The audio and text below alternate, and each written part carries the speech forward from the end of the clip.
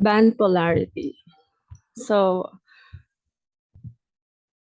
the students would be able to describe polar and non-polar covalent bonds and explain why some of the covalent compounds are polar. So first, let us introduce again our interactive periodic table of elements.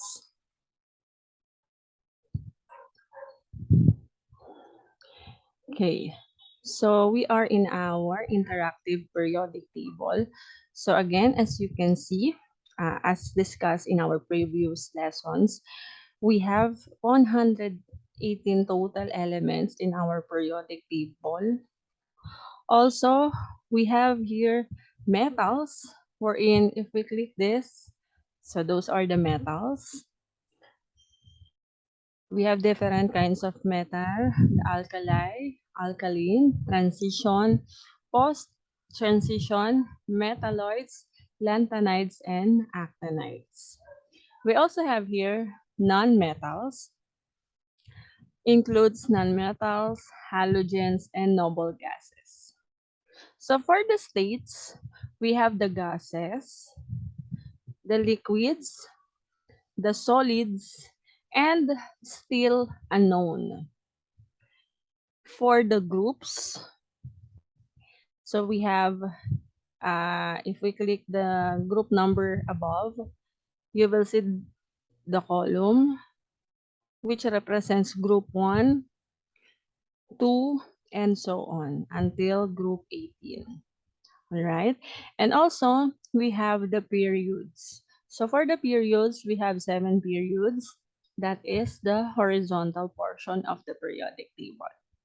So we have the period 1, period 2, 3, 4, 5, 6, and 7. All right. So let us go back to our slide.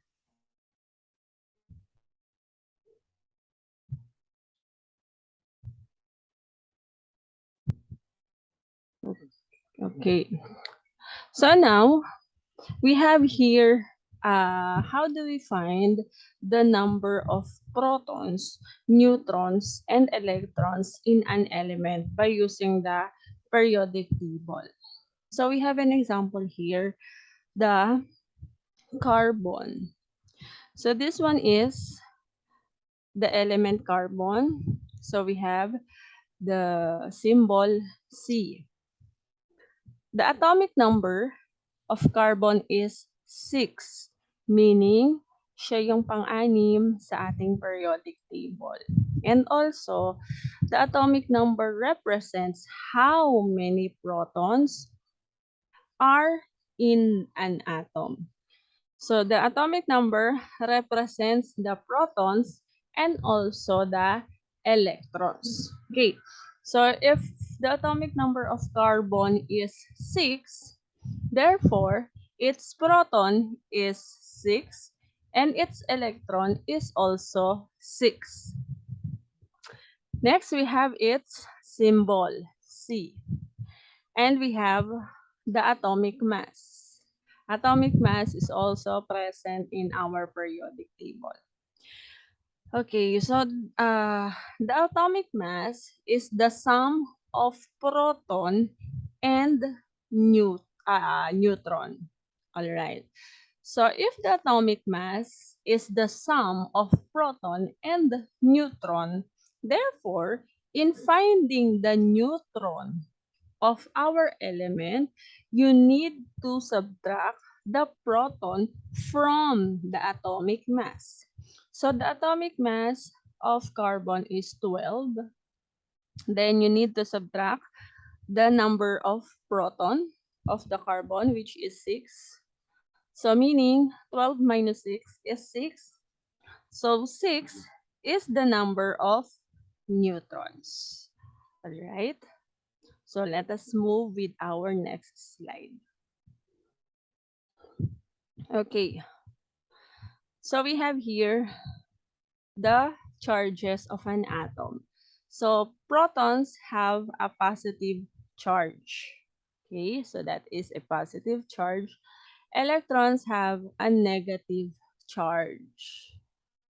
Neutrons have no charge. And the valence electron.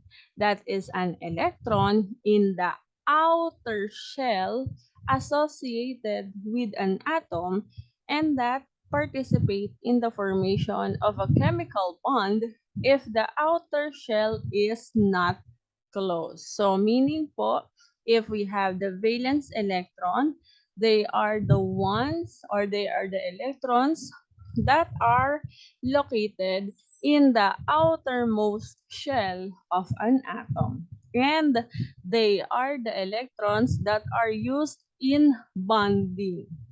Okay? They participate in the formation of a chemical bond. All right. So now, let us proceed. Okay, so ways to know the valence electron of an element. So paano nga po ba natin malalaman yung number of valence electrons ng bawat element? So we have the easiest way. Always remember po, valence electrons, those are the shared electron. Okay, so there is an easy way to know how many valence electron does an atom have? So let us go back to the periodic table. I will show you how. Okay. So we have here again our interactive periodic table. So how will we know the number of valence electron? Just look at the group number. Okay? Group number. As you can see, we have 18 groups, 1 to 8. Now, always remember po, ang valence electrons natin is hanggang 8 lang, no? We only have 8 valence electron. Okay? Now, by looking at the group number, you will identify na the valence electron of each element.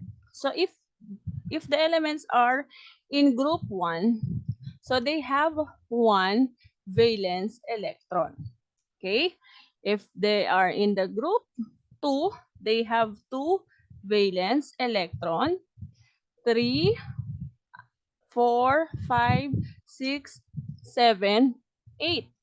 Okay? Now, lipat muna tayo dito sa 11.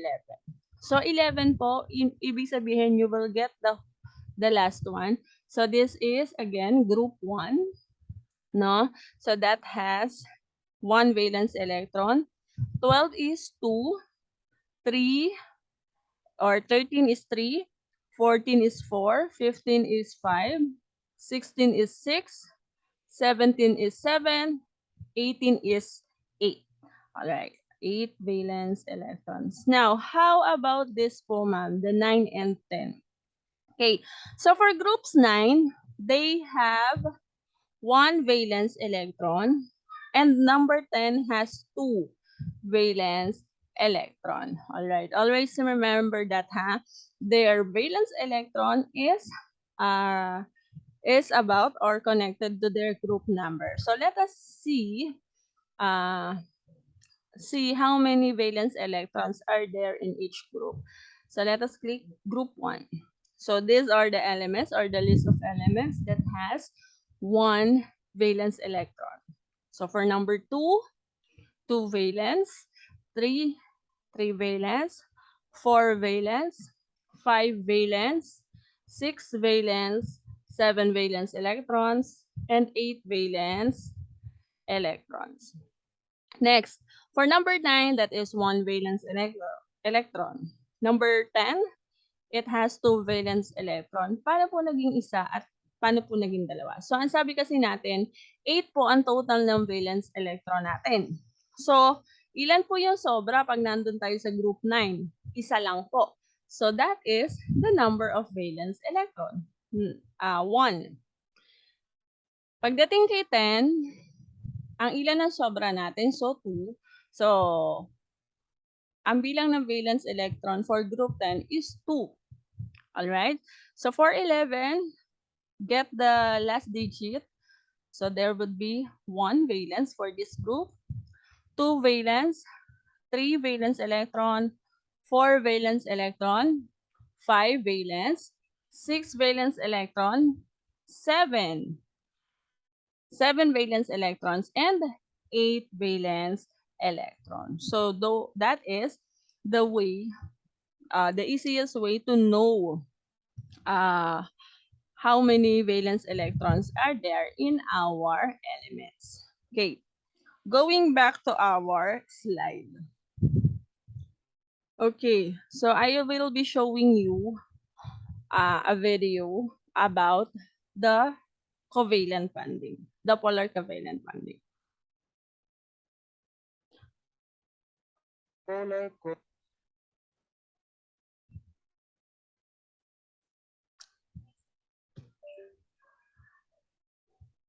For a moment.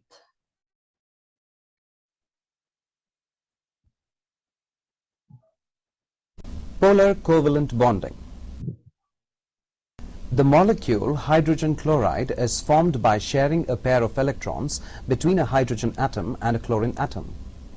Hydrogen has 1 electron in the valence shell, while chlorine has 7 electrons in the valence shell. Chlorine being more electronegative than hydrogen, the shared electrons are pulled closer towards chlorine. As a result, the chlorine atom gets a small negative charge represented as delta negative, and the hydrogen atom gets a small positive charge represented as delta positive.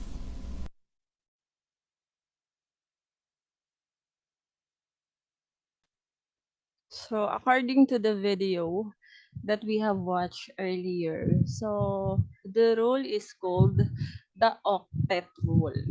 So it means that atoms gain, lose, and share electrons to fill their valence shell with 8 electrons. So earlier kasi na-discuss natin that the valence electrons ay hanggang 8 lamang.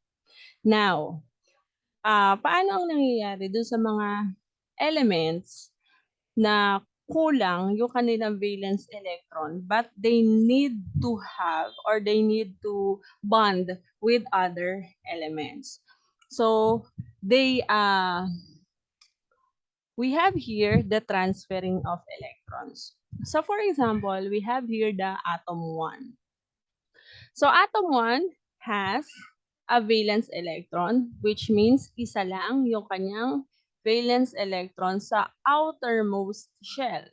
Outermost shell po is located sa pinakalabas na circle niya. So we have 1. Alright? Next, the atom 2, ang kanyang valence electron in its outer shell has 7. Let us count. 1, 2, 3, 4, 5, 6, 7. So we have 7. Now, they will bond. So if they bond, kailangan maging 8 yung kanilang valence electron each. So how many is missing or ilan yung kulang kay atom 1?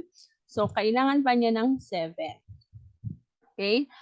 While kay atom 2, kailangan pa niya ng 1. Now, they transfer electrons. Okay? So, ang mangyayari po dyan, kung makikita nyo, the electrons with our atom 2 transfer to atom 1. Next, the one that has or yung isa kay atom 1 is nag-transfer din siya kay atom 2. So, ang total po, look, let us count. For atom 1, we have 1, 2, 3, 4, 5, 6, 7, 8. So, 8 na po siya because nag-share sila nung atom 2. Next, we have here, for atom 2, 1, 2, 3, 4, 5, 6, 7, and 8. We also now have 8 valence electron in their outer shell. Now, there is the sharing of electrons. So, ito po yung share niya. Now, we can write it by a straight line. Okay, so for example, we have atom A and atom B. So we can draw that, the valence electron, by using this one. Okay, now, if we say sharing of electrons, we can use the straight line. Straight line or one single straight line means it has two valence electron, double bond, rather, this one is called the single band. Single, it is just one. Okay, single bond ang tawag sa kanya. So, in single band, we have two electrons within it. Double band, we have four valence electron. And for the triple band, we have that is six valence electrons. Okay? So 2, 4, 6, 2, 4, 6. So we can use here a single bond because they share the two valence electrons in their center. Okay, so let us count. So this is for atom A. We have 2, 4, 6, 8. Next, for atom B, we have 2, 4, 6, 8. So they have achieved the octet rule because they fill up or they fill out the missing electrons in each by sharing their valence electrons.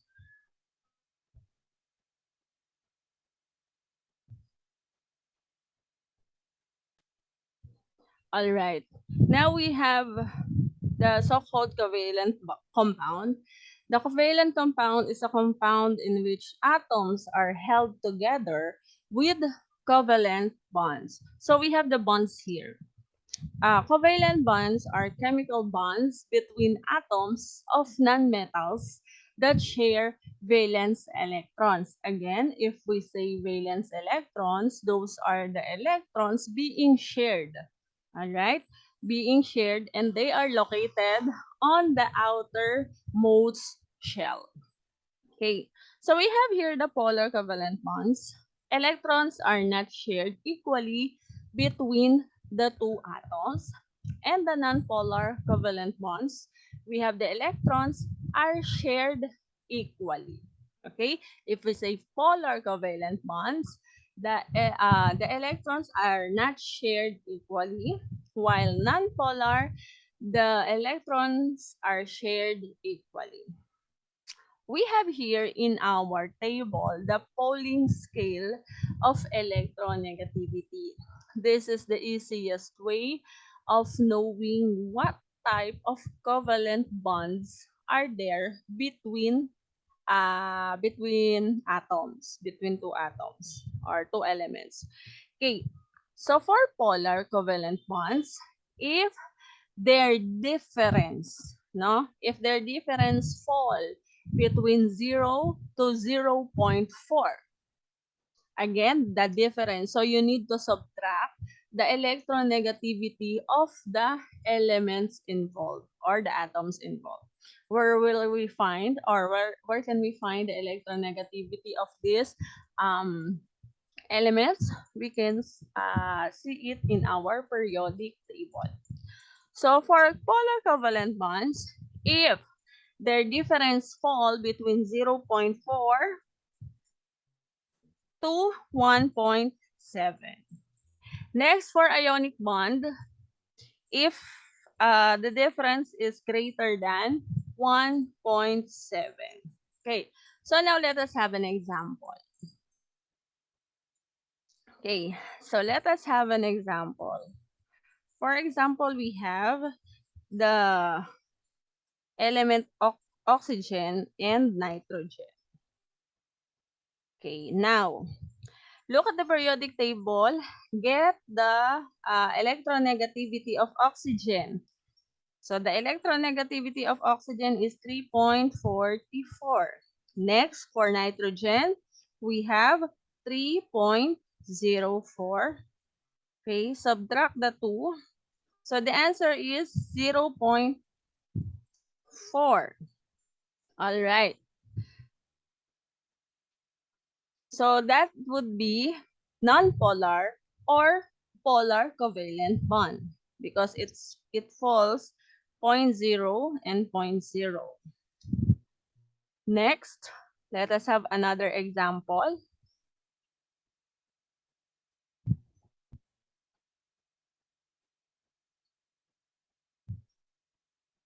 All right, so let us have sulfur. Sulfur and carbon. Sulfur has 2.58 electronegativity and carbon has 2.55. Okay. So let us subtract. The answer is 0.03. So this one has non-polar covalent bonds. So non-polar po ang ating two atoms. Alright? Next and last example, let us have, okay, let me just clean this. Okay, so for the third example, let us have nitrogen and carbon. So for nitrogen, the electronegativity is 3.04 and carbon is 2.55. So let us get the difference. So the answer is 0.49. 0.49 is under polar covalent bond. So this one is polar covalent bond. All right.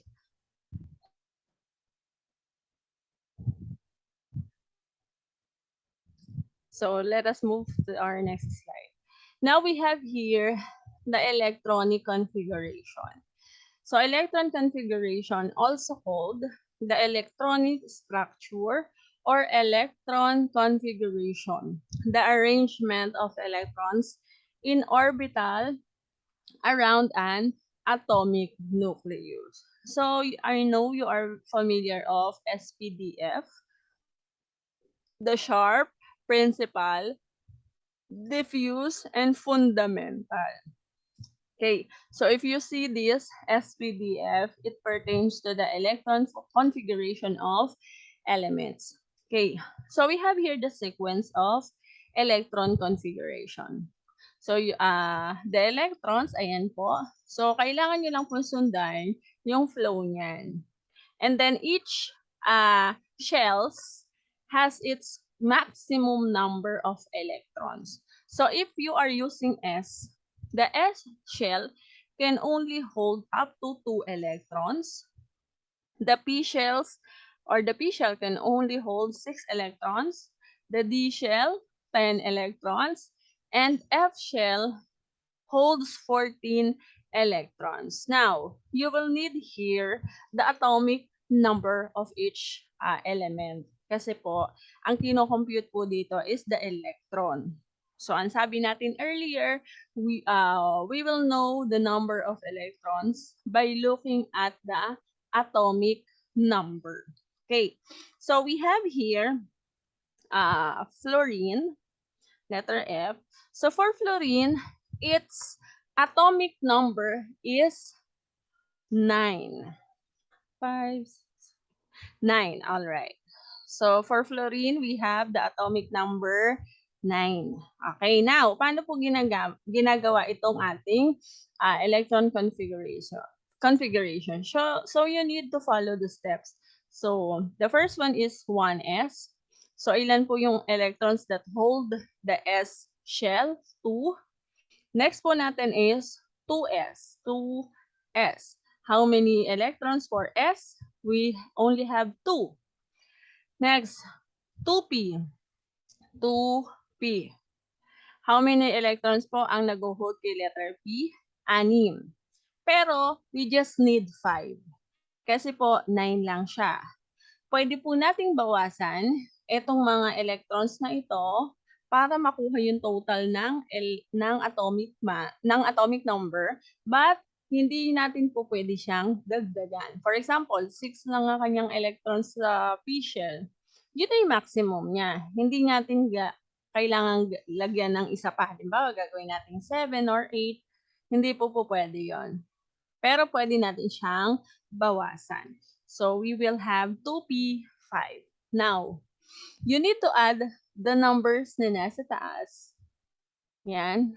So, to get its atomic number or the number of electrons. So, we have 2, 4, and 4 plus 5 is 9. So, this is the electron configuration of fluorine.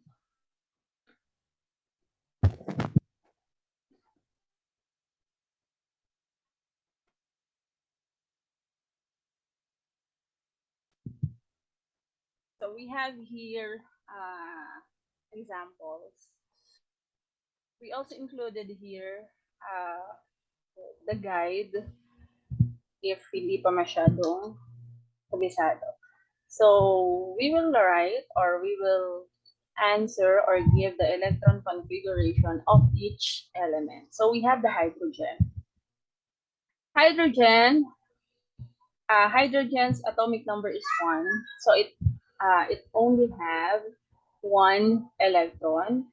But in this case, hydrogen is the only element na ang kanyang valence electron ay po pwedeng hanggang maging 2 lang. 2. Most element kasi, ang kanyang valence electron is until 8 or pwede natin gawin 8. But hydrogen, 2 ang pinakamataas niya. Alright? So now we are going to write here its electron configuration. So it has only 1. So its SPDF is 1s1. Alright? Next, we have sodium. Okay, sodium has 11. Okay, so in writing that, we have 1s2. Error. Okay, 2s2. Next, 2p6 and 3s1. So you need to add 2, 4, 10, 11. So we reach its atomic number. Next, for potassium, we have 19. Okay, 19. So let us write the SPDF or electron configuration of it. 1s2, 2s2, 2p6, 3s2, 3p6, and 4s1. So let us add 2 plus 2, 4, plus 6, 10, 12, 18, and 19. So this is the electron configuration of potassium. Now, let us do another examples or do another exercises.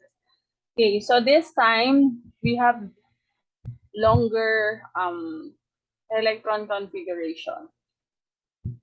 Okay, so let us try with thorium. Okay, so thorium has the atomic number 90. So medyo mahaba ito. So for thorium, we should follow the sequence of SPDF. So we have 1s2,